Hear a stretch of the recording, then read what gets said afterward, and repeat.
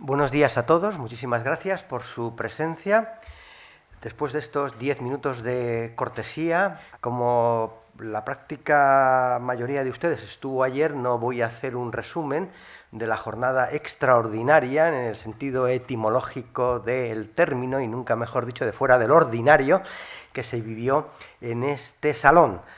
Para presentar, evidentemente, este congreso con personalidades muy reconocidas y muy especialistas en el ámbito que nos ocupa, que es el ámbito del comunismo. La jornada la comenzamos con la presencia del profesor Stephen Courtois, el director del celebérrimo libro negro de El comunismo, como todo el mundo sabe, y la cerramos ni más ni menos con la presencia de la señora Yun Yan, la autora de una novela, pero una novela biográfica, Cisnes salvajes, que nos impactó y nos marcó a todos. Evidentemente, también los que ayer presentaron sus comunicaciones sirvieron para abrillantar este congreso. Nos ha puesto uno de los directores de este congreso el listón muy alto, el profesor y doctor Luis Togores, dado que en la prensa ayer, ni más ni menos, que comentó que la jornada de hoy iba a ser una jornada potente.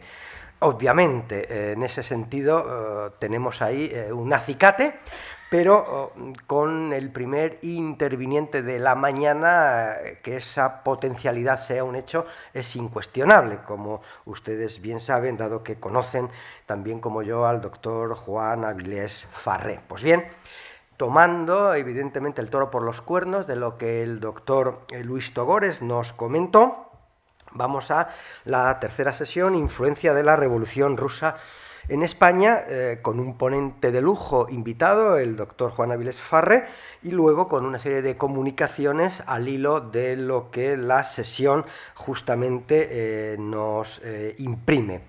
En este sentido, presentar al doctor Juan Avilés Farré a estas alturas pues es casi una osadía por mi parte, teniendo en cuenta que es uno de los grandes profesores de historia contemporánea de la Universidad Española, con el que además me une de siempre, obviamente por su magisterio, pero también por otros contactos vía tesis doctorales, una relación no solamente de docente-discente, como me considero ante él, sino también obviamente de amigo en estos afanes universitarios. Don Juan siempre dispuesto en ese sentido para trabajar en la academia. Pues bien, don Juan Avilés Farré, como todo el mundo sabe, es catedrático de Historia Contemporánea de la UNED, ha sido director del Instituto Universitario de Investigación sobre Seguridad Interior, también en la UNED, y ha sido director del Departamento de Historia Contemporánea de la UNED. Ha publicado sobre historia política de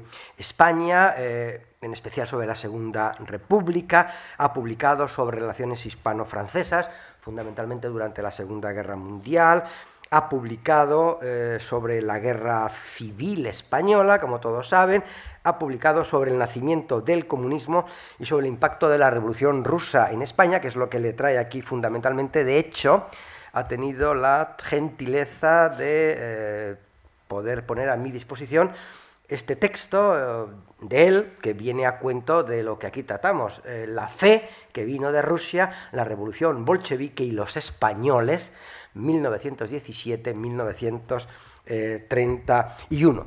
En los últimos tiempos saben ustedes que el doctor Avilés Farré se ha dedicado sobre todo al estudio y la comprensión del fenómeno terrorista. Ya él lo había trabajado esto en el ámbito español, en sus diversas facetas, y en los últimos tiempos, como no podía ser de otra manera, ciertamente ha profundizado en el terrorismo yihadista salafista, con todo lo que ello implica y significa. Por tanto, tenemos aquí a una personalidad señera de la vida académica española, que va a compartir con nosotros, evidentemente, la influencia de la Revolución Rusa en España. Profesor Avilés, es un placer, esta es su casa, aunque lo diga yo, que no soy estrictamente de la casa, pero en virtud de que estoy aquí, hablo por los que son los dueños de la casa, y cuando quieras. El libro acaba en 1931, pero ya me dijeron en la editorial que por qué no llegaba al 39, que era lo lógico, pues porque era mucho trabajo, obviamente. Hoy, como es solo una conferencia, llegaré hasta el año 39 porque evidentemente lo más importante del impacto de la experiencia soviética en España se produce en la Guerra Civil. Bien, de hecho, la gran paradoja del impacto de la revolución bolchevique en nuestro país fue que el entusiasmo suscitado por la primera revolución social que triunfaba en el mundo no se tradujo en el surgimiento de un fuerte partido comunista, como ocurrió en Francia o en Italia o en Alemania, sino en el reforzamiento de la línea revolucionaria que ya existía entre los socialistas y los anarcos sindicalistas. En realidad, el Partido Comunista solo tuvo importancia en la historia española durante la Guerra Civil, en buena medida porque la Unión Soviética era la única potencia que, de hecho, apoyaba a la República. Pongámonos a comienzos del siglo XX. Para los españoles cultos de entonces, Rusia era un lejano país, de estepas frías, con unos zares tiránicos, y que había producido algunos grandes novelistas como Tolstoy, Dostoyevsky, Turgenev, que, como se decía entonces, daban acceso al alma rusa, alma que todo el mundo entendía que era bastante complicada.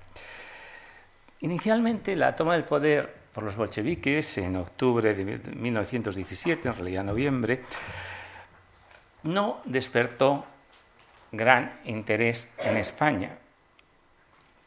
La prensa española solo tenía un corresponsal en Rusia, una corresponsal y un poco de rebote. Era Sofía Casanova, se había casado con un intelectual polaco y había terminado en Moscú en plena guerra mundial. Presenció la guerra civil, mandó crónicas a ABC y fue el primer testimonio de primera mano que tuvieron los españoles de una española que veía lo que ocurría.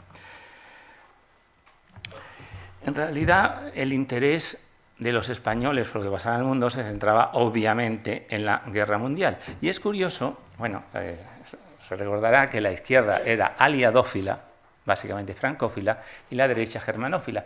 Pues bien, para algunos aliadófilos, de hecho, la toma del poder por los bolcheviques fue una mala noticia, diciendo, bueno, estos si se retiran de la guerra, como dicen, esto va a beneficiar a la Alemania imperial, que es el gran enemigo, ¿no? Sin embargo, el interés aumentó rápidamente, sobre todo desde que acaba la Primera Guerra Mundial. En los años, sobre todo 1919 a 1921, la gran experiencia soviética fue seguida con apasionamiento por muchos españoles y bastantes creyeron que allí estaba surgiendo un mundo nuevo. Lo mismo volvió a ocurrir a partir de 1930 y eso contribuyó a la radicalización de la izquierda española en los años inmediatamente anteriores al estallido de la Guerra Civil, al tiempo que el miedo al comunismo radicalizaba a la derecha. Es decir, el fenómeno comunista contribuye a la radicalización en los años 30, pero conviene recordar que el Partido Comunista seguía siendo muy pequeño antes de que comenzara la guerra. Es decir, el ejemplo ruso no lleva a mucha gente a creer que para hacer la revolución hay que tener un partido comunista, lo que simplemente reafirma la fe anterior en que hay que hacer esa revolución, pero con los moldes socialistas o anarcosindicalistas tradicionales. Bueno, luego hablaremos más de la influencia del ejemplo soviético en el Partido Socialista Obrero Español. Hay que decir que antes de 1917 España y Rusia eran países geográficamente muy distantes, como es obvio, y también culturalmente muy distantes. No me consta que haya ninguna relación entre socialistas españoles y rusos. A Lenin aquí no le conocía nadie. Luego, sin embargo, el interés aumenta. Entre el año 17 y el 25 se publican en España 60 libros sobre la Revolución Rusa y la Unión Soviética. Son muchos libros para aquellos tiempos, ¿no?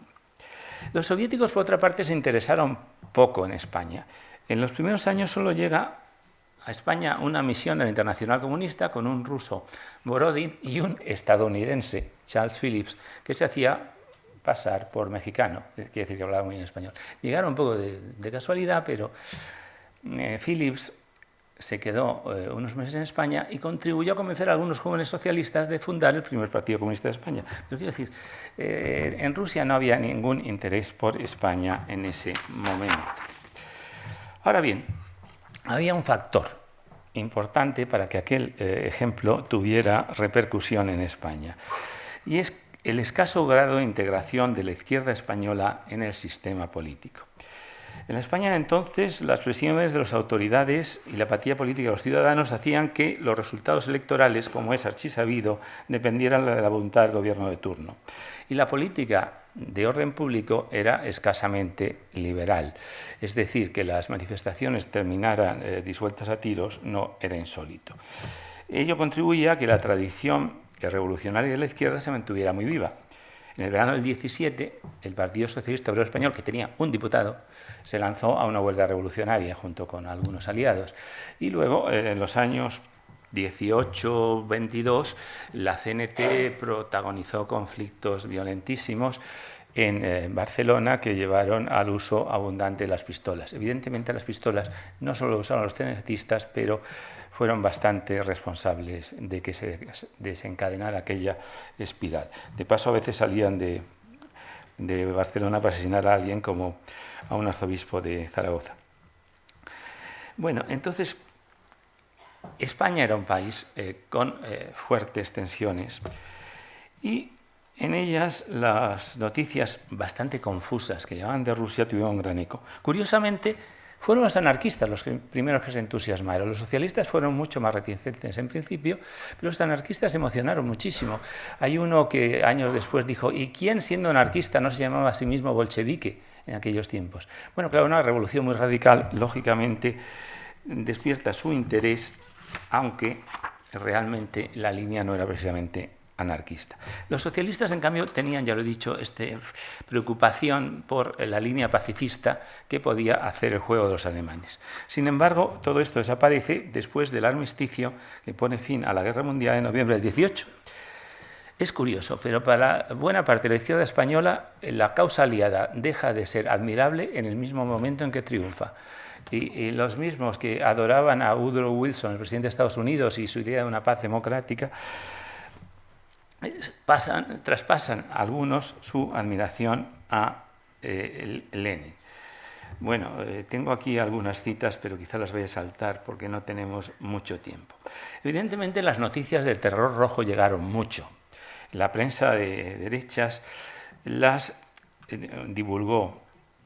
Pero curiosamente, bueno, no curiosamente, pero impresionaron un poco a las izquierdas, en parte porque se consideraban mentiras burguesas, ya se sabe, los periódicos mienten, pero no solo por eso, sino porque la izquierda tenía muy presente el ejemplo de la Revolución Francesa y el terror jacobino. Robespierre era una especie de héroe, ¿no? Por ejemplo, un periodista republicano, Ángel Chamblancat, no hablo de su historia posterior, que es interesante, escribió con admiración que los bolcheviques, como los jacobinos, habían ejecutado al rey, exterminado a los oficiales del antiguo ejército, hecho enfrente a todos sus enemigos y así habían salvado la revolución y la libertad. Es decir, que la idea de la violencia revolucionaria, que afortunadamente ha desaparecido en 1917, estaba muy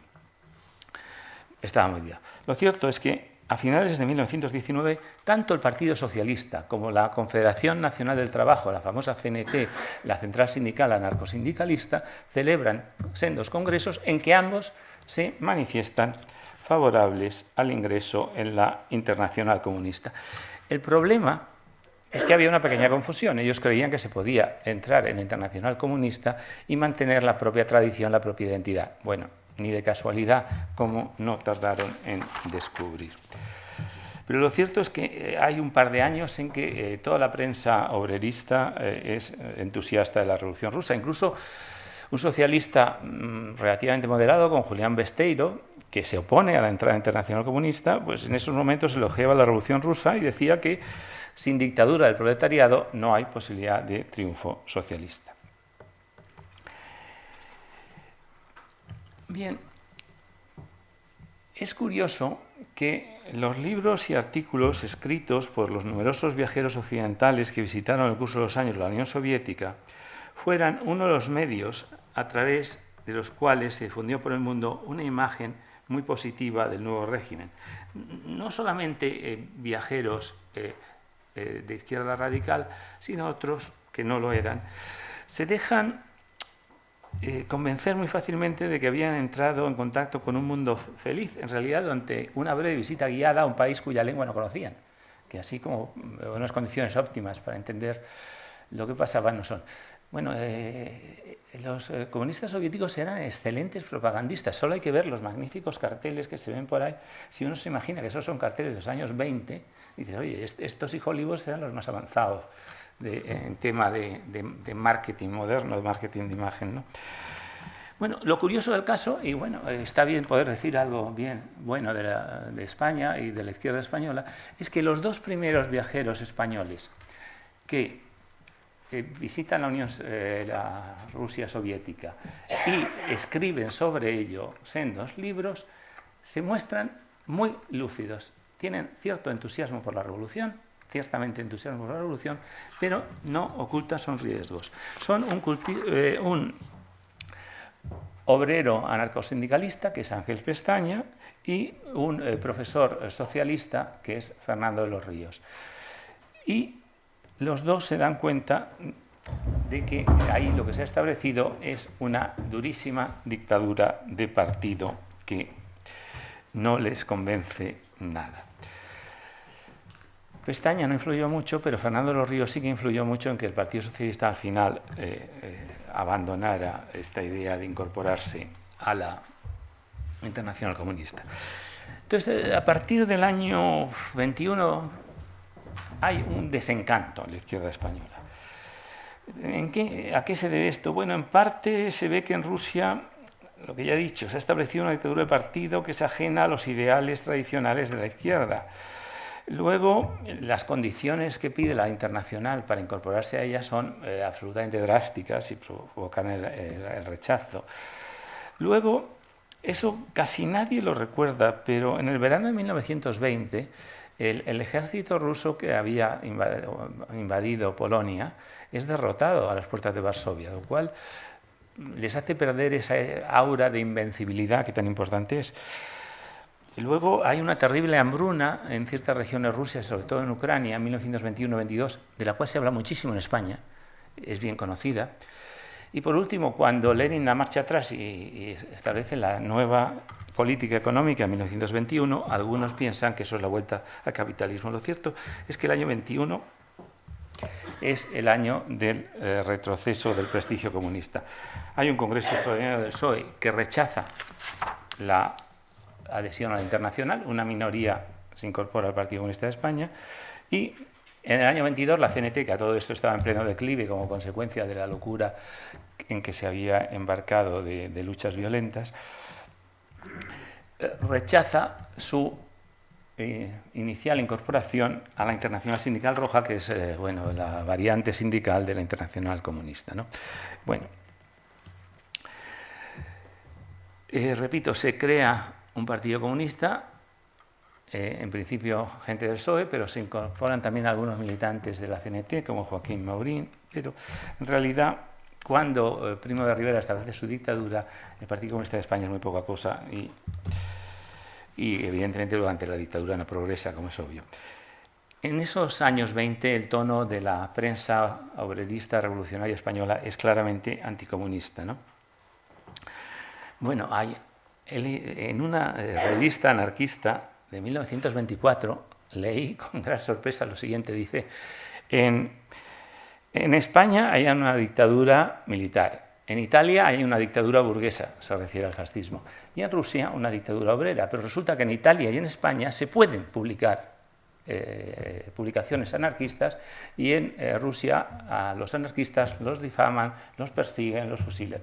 Es bastante notable. Y el socialista, si uno lo lee allá, por ejemplo, a partir de 1924, descubre un muy positivo y luego abandonado entusiasmo por el socialismo democrático. En el año 24, por primera vez, los laboristas con Ramsay MacDonald forman gobierno en Gran Bretaña y eso es lo que les recibe gran apoyo por parte del socialista. O sea que se pasa de Woodrow Wilson, Lenin, MacDonald. Lamentablemente, el siguiente paso fue otra vez en la dirección contraria. Hay un péndulo que es un poco lamentable. Bien. uno estudia esto y no da crédito a sus ojos cuando va enterándose de cosas. Realmente, cuanto más prestigio internacional tuvo la Unión Soviética fue en los años 30, en tiempos de Stalin, más que en tiempos de Lenin. ¿Cómo es eso posible? Visto desde hoy parece extraño, pero así era. ¿A qué se debió? Bueno, el descrédito del capitalismo durante la Gran Depresión. Bueno, ahora hemos tenido la gran recesión y hemos visto lo que ha pasado. Luego, a partir de que Hitler toma el poder en Alemania, los comunistas, a partir del año 34, 35, enarbolan la bandera antifascista y eso les da bastantes apoyos en sectores que no son extremadamente radicales, ¿no? Y, sobre todo, hay la idea de que bajo Stalin la Unión Soviética ha entrado en una senda racional de planificación económica que lleva hacia un futuro radiante. Y, en cambio, no hay apenas eco de los crímenes en gran escala de Stalin, que en realidad empiezan con la terrorífica campaña anticampesina iniciada en 1929. Bien, España tuvo la horrible fortuna de iniciar su experiencia democrática en 1931, momento el menos apropiado para una nueva democracia. Bien, de entrada, los socialistas tienen un gran éxito en las elecciones del 31, es el partido con más votado, o más escaños, para ser más exactos. Los comunistas no tienen ni un solo escaño.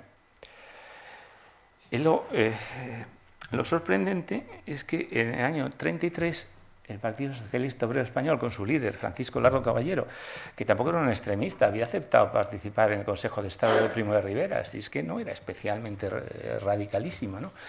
Pero hay esta radicalización del Partido Socialista muy influida por la Revolución Rusa. De hecho, algunas veces en los mítines se le aclama como el Lenin español a Caballero.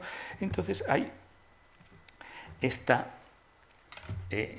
radicalización del PSOE que va acompañada de un nuevo entusiasmo por el ejemplo soviético.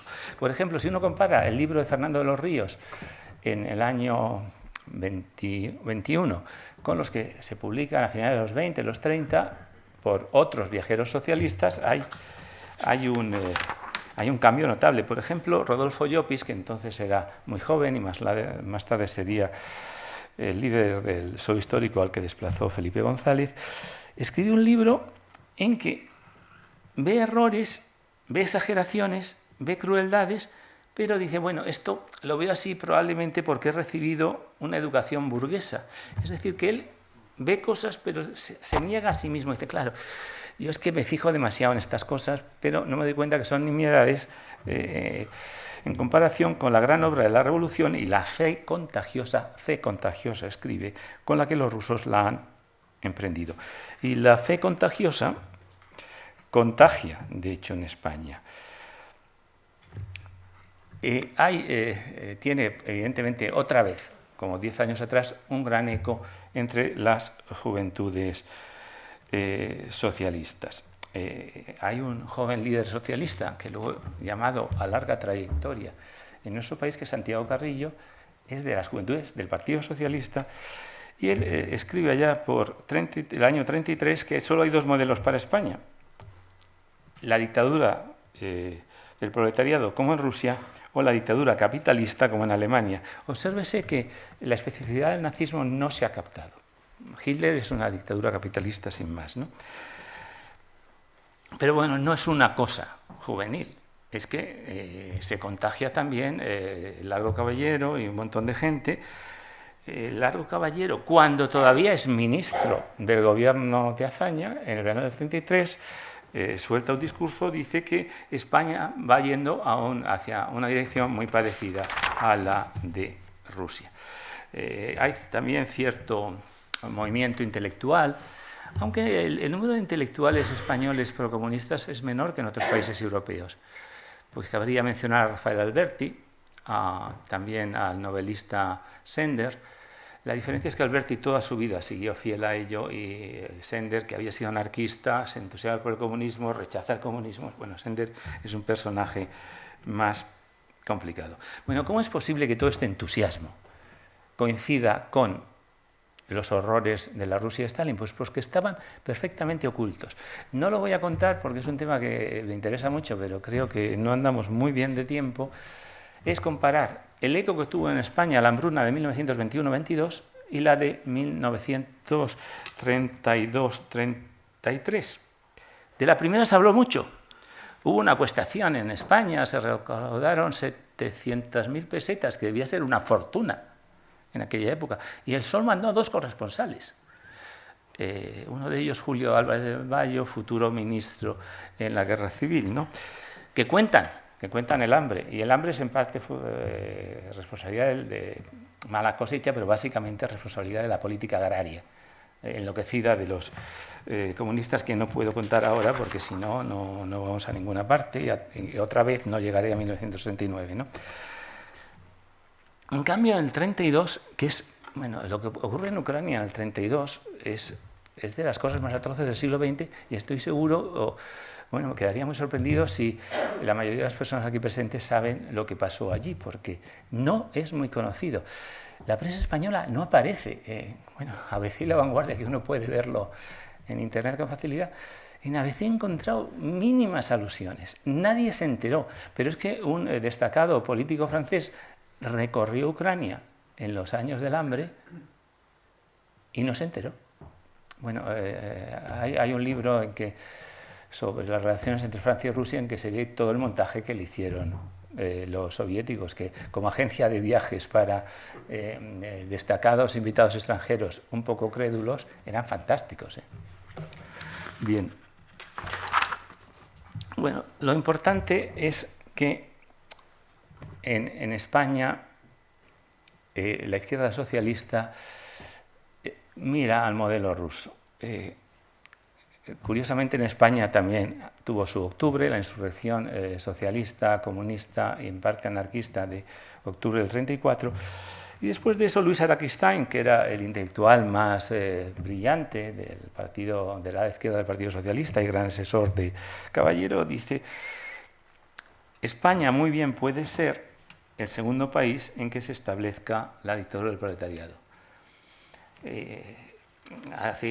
Dice el octubre español y el octubre ruso. Nuestro octubre ha fracasado de momento, pero iremos por esa vía. Y otra vez la idea de siempre, es que solo hay 2 posibilidades, o fascismo o comunismo, y decidirán las armas. Por supuesto, o sea que la radicalización socialista en buena parte viene del ejemplo ruso y el ejemplo italiano y alemán, ¿no? Pero en la derecha pasa lo mismo. En la derecha el ejemplo ruso contribuye muchísimo a la radicalización en sentido autoritario. El propio general Franco estuvo muchos años suscrito a un boletín de la Entente Internacional contra la Tercera Internacional, una publicación anticomunista suiza que defendía soluciones autoritarias ante la amenaza soviética. Pero repito, entre tanto, el Partido Comunista de España seguía siendo pequeñito. Pero el Partido Comunista de España... Vas bien, no tengas problema. El Partido Comunista... Yo es que quiero llegar a 1939. Perfecto, no, tiempo. A 2017. El Partido Comunista de España, sin embargo, da un gran cambio a partir del año 34. No lo da solito, lo da la Internacional Comunista. El Partido Comunista de España era un tipo de cosa que ya no existe, era la sección española de la Internacional Comunista. Y los delegados de la Internacional aquí pintaban mucho, pero muchísimo. Y lo que se decía en las reuniones de la Internacional se aplicaba. No es que estuvieran a las órdenes de Moscú, eso es una simplificación. Evidentemente, los líderes locales pintaban mucho, pero la influencia de la Internacional en su conjunto era decisiva. Bueno, a su vez, la Internacional no era absolutamente independiente de la persona del señor Stalin, como es obvio, ¿no? Bueno, lo cierto es que Stalin, la Internacional, no sé quién, todo el mundo se da cuenta de que lo de Hitler no es una dictadura capitalista más, sino que es un peligro crucial para ellos. Entonces hay el giro hacia la gran alianza antifascista, es decir, al Frente Popular a nivel nacional y al intento de acuerdo con Francia y Gran Bretaña, ¿no? Eso hace que los comunistas se incorporen a la coalición del Frente Popular en el 36, obtienen 17 diputados y son un socio menos de la coalición, pero tienen cierta presencia, están subiendo en esos tiempos. Bien, ¿qué pretendía la Internacional Comunista en España, la primera del 36? Pues la propaganda franquista siempre ha dicho que querían hacer la revolución. Con bastante ironía, Arthur Koestler, que entonces era comunista, escribió, pues no, en ese momento y en ese país no queríamos hacer la revolución comunista. No querían hacer la revolución comunista, está clarísimo, porque eso era perjudicial para la política de gran acuerdo antifascista. Pero lo que pretendían hacer no era exactamente la defensa de la democracia. Hay una resolución sobre España del Secretariado de la Internacional de 29 de mayo del 36. Estamos a mes y medio de la guerra y lo que recomienda es la revolución democrática. Es decir, radicalización del Frente Popular, formación de milicias obreras y campesinas y detención de los principales líderes de la derecha. Bueno, no es la revolución comunista, pero exactamente los principios de la Constitución de 1961 tampoco preveían ni las milicias obreras y campesinas, o sea, milicias de partido en realidad, ni, por supuesto, la detención de los líderes de la oposición, ¿no? Bien, muchas gracias.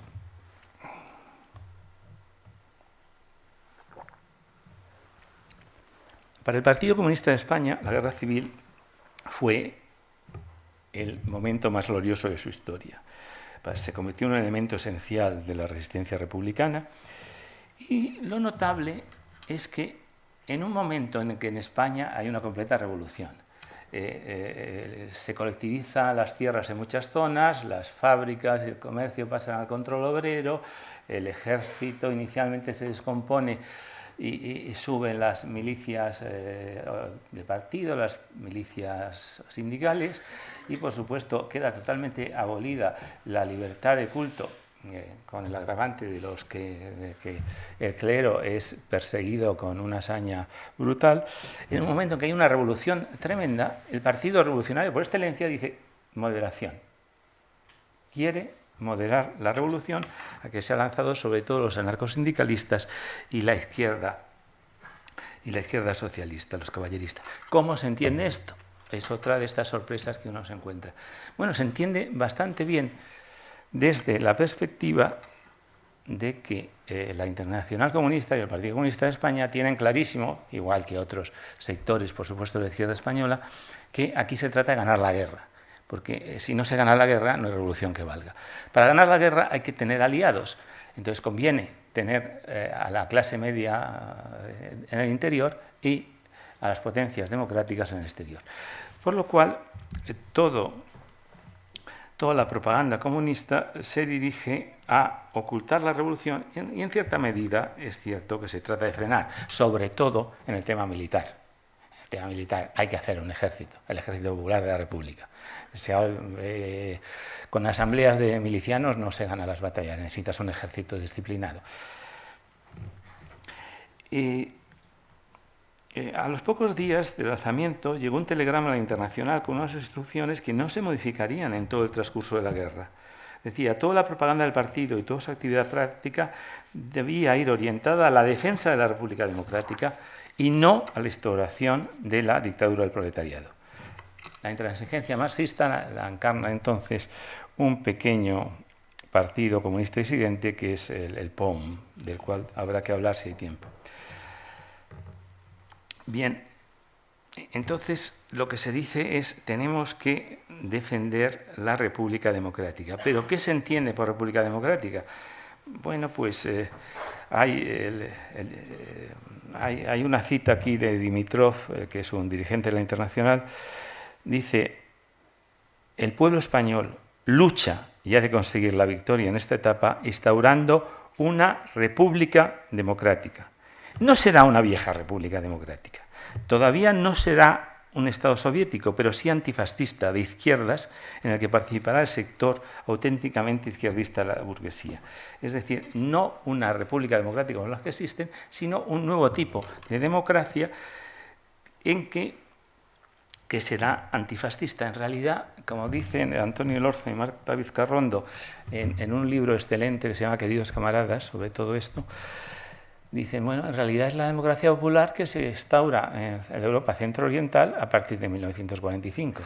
Y bueno, no creo que me dé tiempo, pero podemos encontrar citas de Pasionaria o del secretario general del partido, José Díaz, que van exactamente esta misma dirección. No queremos una democracia como la suiza o la americana o la francesa, queremos una democracia que haya acabado con todas las bases materiales del fascismo y de la reacción. Pero ojo, fascismo y reacción quiere decir centro-derecha, porque ellos se alzaron contra el gobierno de Lerroux. Lerroux era un hombre más bien de centro. Había sido un izquierdista terrible en su juventud, entonces era de centro, ¿no? Y acabar con las bases materiales quiere decir acabar con la gran propiedad y acabar con toda la red de organizaciones vinculadas a la derecha. Cosa que, de hecho, ya había ocurrido en la España republicana del 36-37, ¿no?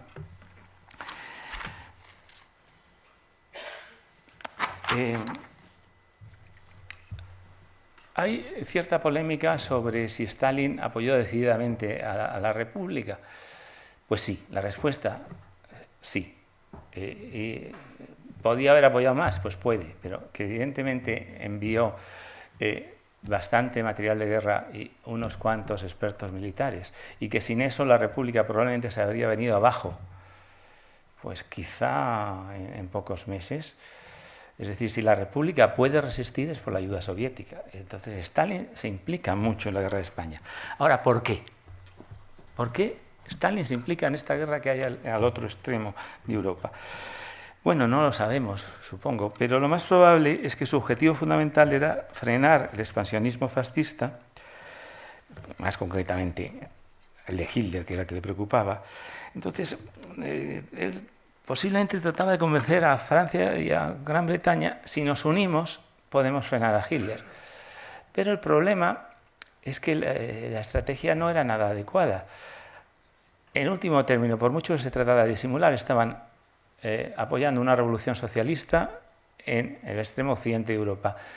Que eso fuera a tranquilizar a los gobiernos de Londres y París era absolutamente inverosímil, ¿no? O sea que no se entiende. En todo caso, Stalin tenía una estrategia de recambio que aplica al poco de terminar la guerra española, que es el acuerdo con Hitler, que precede a la guerra mundial.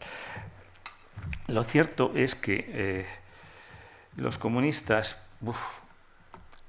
crecen muchísimo. Las cifras de afiliados nunca son muy de creer, pero en el verano de 1936 declaraban tener 90.000 afiliados. A fines del 37, 340.000. Es un crecimiento increíble, mientras que los otros partidos se están hundiendo realmente, ¿no? Evidentemente, hay líderes importantes del Partido Comunista durante la Guerra Civil, el más notable es Pasionaria, que es sobre todo una gran oradora con mucha garra, y la propaganda en torno a Pasionaria es crucial en toda la campaña a favor de la República Española en el mundo, se hace famosísima, ¿no? Pero en realidad hay un fuerte influencia de los delegados de la Internacional. Por eso, repito, la historia de la guerra de España y la historia del comunismo internacional están íntimamente ligados. Primero un argentino, Codovilla, luego un italiano, Togliatti, llamado a ser un hombre importantísimo en la Italia de la posguerra. Y en realidad uno de los padres de la democracia italiana, por más señas, ¿no? Bueno, intento ir muy deprisa, pero ¿cómo no voy a mencionar la curiosísima carta que Stalin y otros dos dirigentes soviéticos en diciembre de 1936 manda a Largo Caballero, entonces presidente del gobierno español, en que le dice que la vía parlamentaria en España puede dar más juego que en Rusia y que hay que atraerse a los dirigentes republicanos. Hay que evitar que España sea percibida con el extranjero como una república comunista. También es bonita la respuesta de Largo Caballero. Aquí, en la república parlamentaria, no creen ni los republicanos, en lo que contestan. Todo bastante peculiar, ¿no? Bueno, los años de la Guerra Civil Española son también los años más terribles de la represión stalinista. En en este libro que ya has citado, el libro negro del comunismo, que tiene unos capítulos muy académicos y muy serios, aunque el título esté evidentemente destinado a aumentar las ventas, el capítulo sobre Rusia es fantástico en ese libro.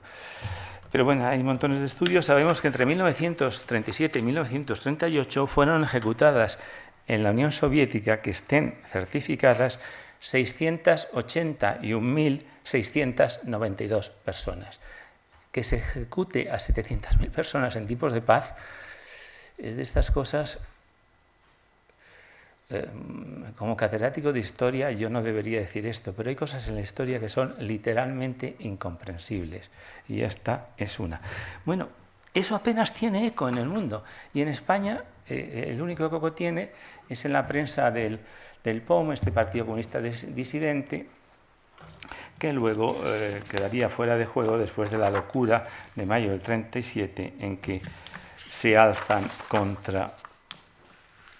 en armas en Barcelona. Y yo esto del Seni catalán, aunque, bueno, yo soy de Mataró, al lado de Barcelona, pero esto del Seni catalán creo que está muy sobrevalorado, porque han pasado allí cosas muy raras, ¿no? Que la izquierda española se ligara a tiros en Barcelona cuando tenían a Franco allí a 4 pasos, es de estas. La historia es muy rara. Bien. En la última etapa de la guerra civil, y voy a acelerar, lo que ocurre, el presidente de gobierno es un socialista, Negrín, pero los comunistas tienen mucha influencia. ¿Y qué ocurre? Los comunistas se convierten en el partido de la resistencia a ultranza, mientras que en todos los otros sectores de la izquierda cobra fuerza la idea de que habría que buscar una salida negociada. Evidentemente, una salida negociada con Franco era imposible. Franco no tenía la menor intención de negociar nada, pero eso entonces no se sabía. Y en todo caso, la situación de la República era desesperada. Y eso se combina con la natural tendencia de los comunistas a ir consiguiendo parcelas de poder. Entonces, de la guerra civil, la izquierda española llega tremendamente dividida entre, por un lado, los comunistas y algunos pocos simpatizantes de otros partidos, y el grueso de la izquierda, que queda muy marcada por esa experiencia. No solo la izquierda española, por ejemplo, George Orwell, el famosísimo de 1984, y La granja de los animales, está en Barcelona, en una columna, está combatido en el frente de una columna del POM y presencia en Barcelona lo del mayo del 37 y la ulterior persecución del POM, ¿no? O sea que tiene un gran impacto. De hecho, la guerra civil, como todo el mundo sabe, también termina con otro enfrentamiento, un golpe anticomunista para negociar con Franco. Bueno, me quedan 5 minutos, pero la historia del comunismo español no concluye en 1939.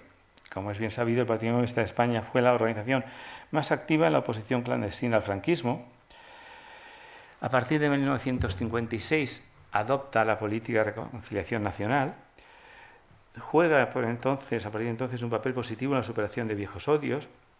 Todo el mundo reconoce que contribuyó a que la transición democrática fuera más fácil. Se fue alejando de Moscú. Es uno de los partidos comunistas que más radicalmente se opone a la intervención soviética en Praga en 1968. Es uno de los puntales del eurocomunismo. Todo lo cual llevaba seguramente a Santiago Carrillo y a otros a creer que iban a ser como el Partido Comunista Italiano. De repente salió Felipe González y acabó con sus esperanzas. Bueno, esto ya es historia relativamente reciente. ¿Qué es lo que ha pasado? En Francia y en Italia, cuando se restablece la democracia en 1945, el comunismo tiene prestigio. Cuando la democracia se restablece en España en 1977-78, la Unión Soviética ya es un país un poco estancado que representa escaso entusiasmo. Así es que, bueno, y luego muy rápidamente el muro de Berlín acaba en 1989 y así, a partir de entonces, claro, todo aquello desaparece. En el 91 se hunde la Unión Soviética. Con lo cual, cuando con la gran recesión reaparece la izquierda radical en España, pues el modelo soviético no tiene ninguna relevancia. En general el modelo comunista, aunque en el fondo de su corazoncito hay que reconocer que algunos cierta añoranza de ello tienen. Y terminaré por citar a Pablo Iglesias, el de ahora, no el de entonces, que hace unos meses en la presentación de un libro sobre el centenario de la Revolución Rusa reivindicó expresamente el legado de Lenin, con estas palabras, con las cuales acabaré, a ver si les doy ánimos revolucionarios. El genio bolchevique es esa llave que abre puertas que parecían cerradas. Muchas gracias, doctor Juan Avilés.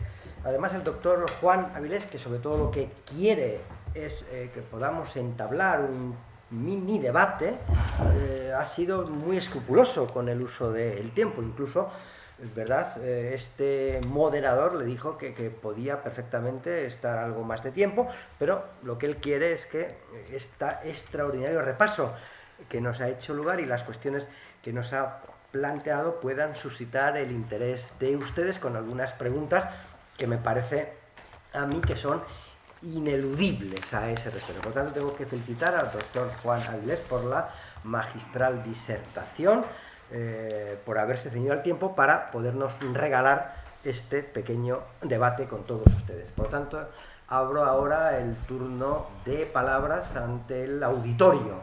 Cuando quieran.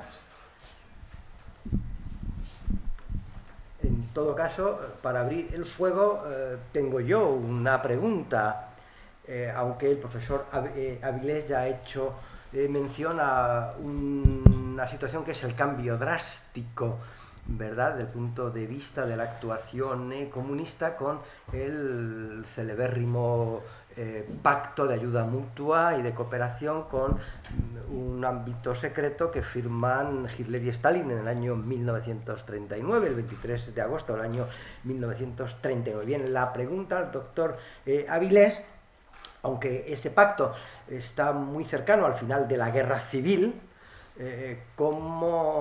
¿qué escribieron los dirigentes comunistas españoles a ese respecto? Porque sabemos cómo actúan otros partidos comunistas, especialmente en Francia, al socaire de la puesta en pie de ese pacto secreto y del pacto entre la Unión Soviética y la Alemania nazi. Bueno, ¿qué escriben o cómo lo interpretan los comunistas españoles en una fecha tan cercana al final de la guerra civil, pues dicho pacto? Pues curiosamente o lógicamente, según se mire, no les afecta para nada. Ni los dirigentes ni los militantes comunistas españoles tuvieron demasiados problemas para aceptar ese pacto. ¿Por qué? Porque odiaban cordialmente a Francia y Gran Bretaña. Consideraban que las democracias burguesas les habían traicionado y, por tanto, hacía muy bien Stalin en pactar con Hitler contra esos cerdos capitalistas. No, ningún problema, ¿eh? Lo que sí causó es ciertas tensiones con otros sectores de izquierda que no lo vieron tan claro, obviamente. Pero en ellos causó un poco problema. Adelante, don Luis Togores. En el invierno de 1936, la llegada de las brigadas internacionales y de la primera ayuda soviética, ¿realmente hace que la guerra se prolongue? ¿O hubiese sido posible, si la llegada de brigadas internacionales, que los nacionales hubiesen entrado en Madrid y a lo mejor la guerra hubiese sido una guerra corta? Bueno, en realidad esto habría que preguntárselo a algún experto en historia militar. Y en segundo lugar, los contrafactuales son siempre muy complicaditos, pero yo creo que está bastante claro. No sé cuánto habría resistido la República, pero mucho menos. Uno no puede hacer una guerra si no tiene carros armados, si no tiene aviones, si no tiene suficiente cantidad de cañones y ametralladores. Eso lo mandaban los rusos. En cuanto a las brigadas internacionales, pues bueno, debieron tener un impacto psicológico positivo, ver gente que te viene a ayudar, ¿no?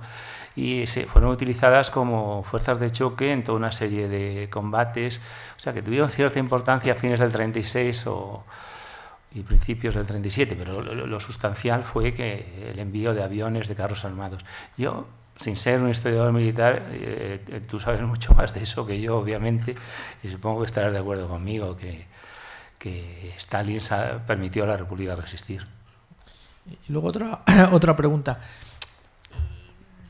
A mí siempre me ha llamado mucho la atención lo maltratado que ha sido por la izquierda Largo Caballero. Largo Caballero, y curiosamente el profesor Aróstegui, pues luego ha ponderado mucho Negrín. Yo, si tuviese que casarme con alguno de los dos, sin lugar a dudas, el personaje histórico que mejor me caería sería Largo Caballero. ¿Por qué Negrín, que los dos son socialistas, sin embargo, Largo Caballero ha sido tan maltratado y es una figura en la guerra que luego al final historiográficamente y por parte del PSOE ha quedado como apartado, mientras que Negrín es un personaje que mucho más oscuro y sin embargo que es mejor tratado por muchos historiadores? Vamos a ver, yo creo recordar que allá por 1977 o así, yo era militante del PSOE y recuerdo haber participado con miles y miles y miles de personas en el reentierro de Largo Caballero. Es decir, Largo Caballero luego se le ha apartado porque si uno quiere ser socialdemócrata y quiere crear una democracia estable, bueno, no es exactamente el santo patrón que uno elegiría, pero el PSOE, bueno, allí fuimos todos a acompañarle hacia su tumba en Madrid, ¿no?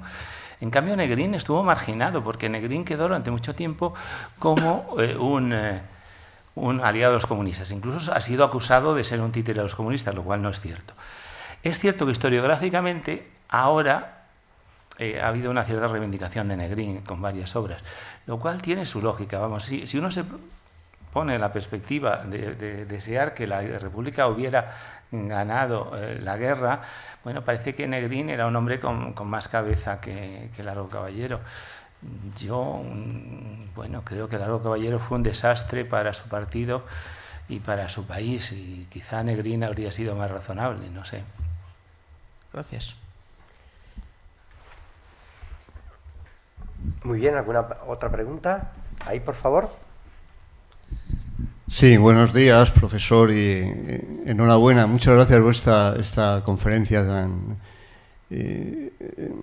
ilustrativa, ¿no?, en muchos aspectos. Me ha gustado mucho la referencia que ha hecho a George Orwell, y yo, que también soy de Barcelona, he estudiado en Mataró, por cierto, en Valdemia, y a lo mejor hemos sido hasta colegas del colegio, ¿no? Pero esa referencia al entusiasmo que presenció George Orwell en Barcelona con los anarquistas, la CNT, el POM, y que dice que no había lugar en Europa donde hubiese un entusiasmo de ese tipo.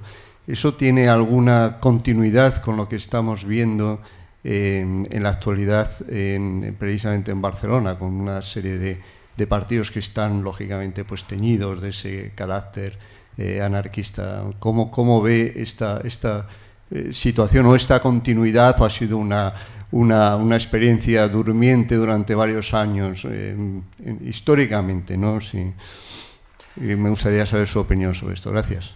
Bueno, yo para empezar debo aclarar las cosas. Creo que llegué a Madrid a los 9 meses, con lo cual mi conocimiento de primera mano de la realidad catalana no es muy fuerte. Es cierto que llevo desde el domingo tomando tila y eso debe estar relacionado con mis orígenes catalanes.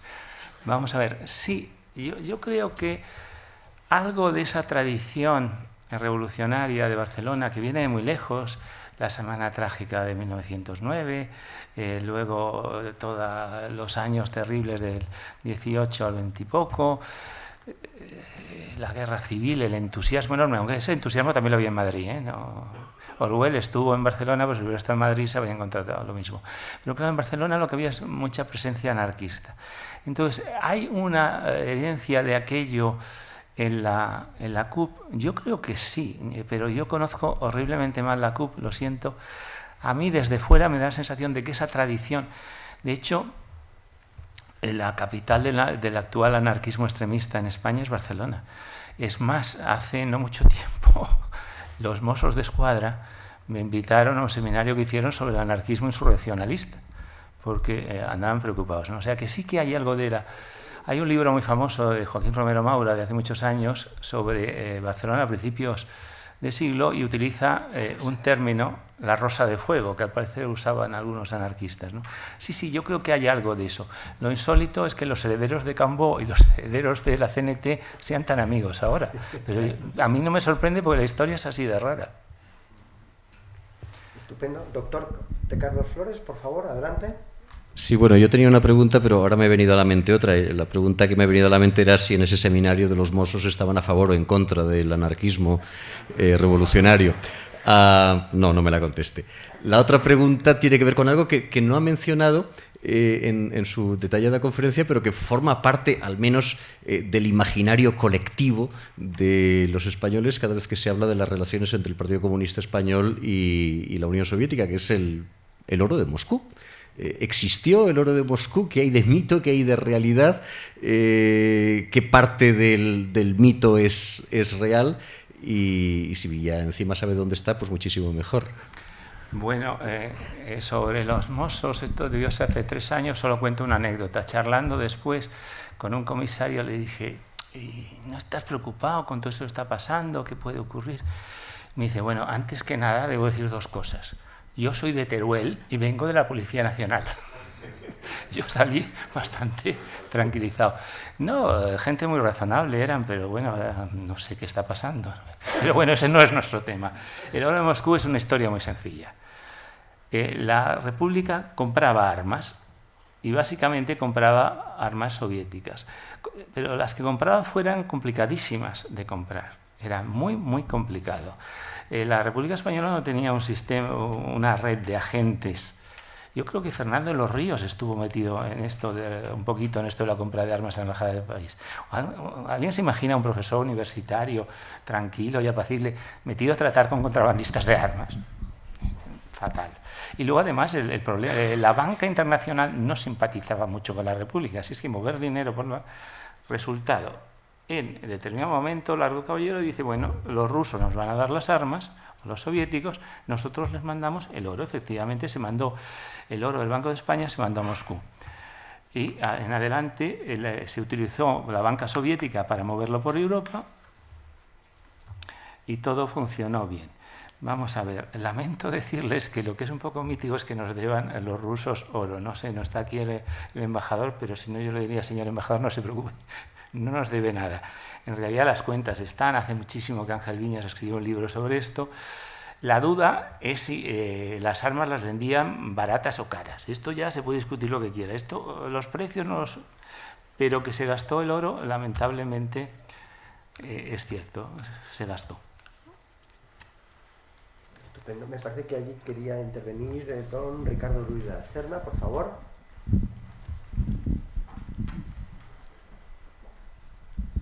Sí, ha hablado a propósito de los judíos, mejor dicho, de los activistas de la Internacional. Yo querría preguntarle por unos acontecimientos inmediatamente posteriores al periodo en el que ha concluido, que es la figura de Heriberto Quiñones, que una identidad desconocida, judío de Besarabia, políglota que habla español con acento asturiano.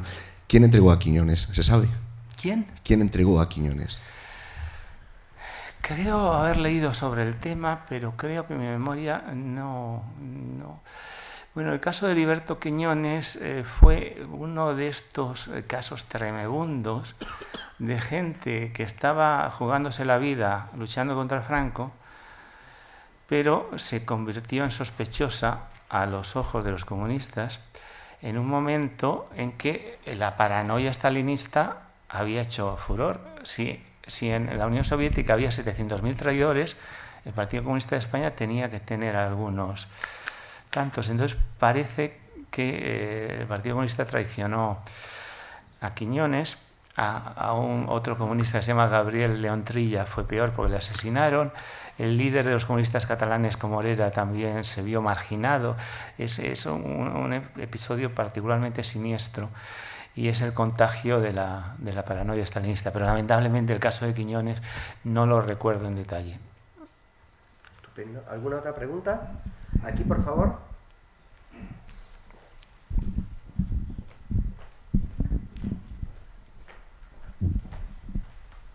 Gracias.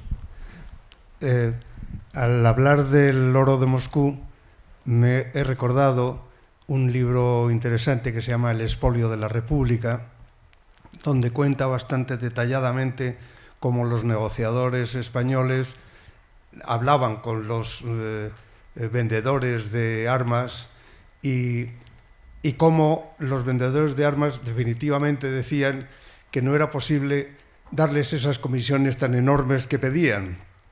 Eso lo explica bastante bien ese libro. Pero no quiero hablar de eso, sino me recuerda también el tesoro del Vita. Es un punto importante de los dineros, del patrimonio español, que se fue como yate en el agua o como agua dentro de un cesto, más o menos. Gracias. Bueno, claro, si uno quiere gente que se dedique al contrabando y a la compra de armas clandestinas, evidentemente la gente que más vale para eso no suele ser la más honrada. Es decir, que el que se queda porcentajes para sí mismo es bastante fácil de que se produzca. En cuanto al Vita, los comunistas españoles no tienen nada que ver con el asunto. El Vita fue un yate que se llevó con toda una serie de joyas y dinero y tal, se lo llevó Indalecio Prieto a México y fue empleado para ayudar a exiliados republicanos españoles y de paso para reforzar la posición de Indalecio Prieto en el Partido Socialista Español. Dos fines muy nobles, aunque hay también sus más y sus menos sobre estos dineros y tal. Hay toda una enorme polémica sobre eso, pero básicamente se lo llevó Indalecio Prieto y lo usó eso para ayudar a exiliados, lo cual está muy bien, y de paso, pues claro, el tener dinero siempre ayuda mucho en las luchas políticas en el exilio, aunque no hay mucho dinero, por definición, ¿no?